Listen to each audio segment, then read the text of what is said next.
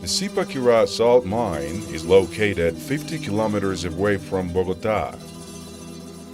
It has an extension of 1 square kilometer and it has reserves of 250 million, possible to explore. This mine is divided in 3 levels, in which the last one is found 200 meters below the surface, related to the top of the mountain. The exploitation of salt in the Zipaquira mine has begun with the drilling of holes using manual pneumatic hammers. The depth of these holes go from 0.8 meters up to 2.9 meters.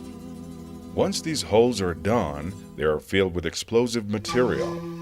The provoked explosions freed the salt rock, which is taken out of the mine with the help of frontal shippers and trucks that have the capacity of carrying up to 20 tons of rock.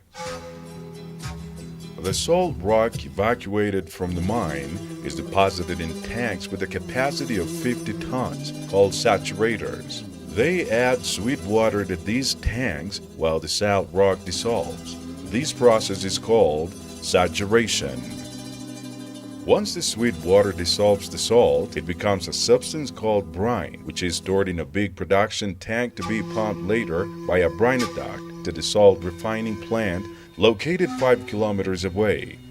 Daily, 2,400 cubic centimeters of brine are delivered to this plant. The concentration of the brine is approximately 300 grams of salt per liter of water.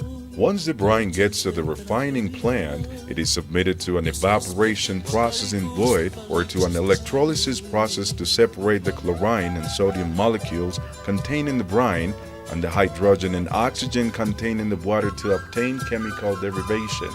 As a final product, we obtain, among others, salt for human consumption and other derivations such as sodium hypochlorite and chlorine.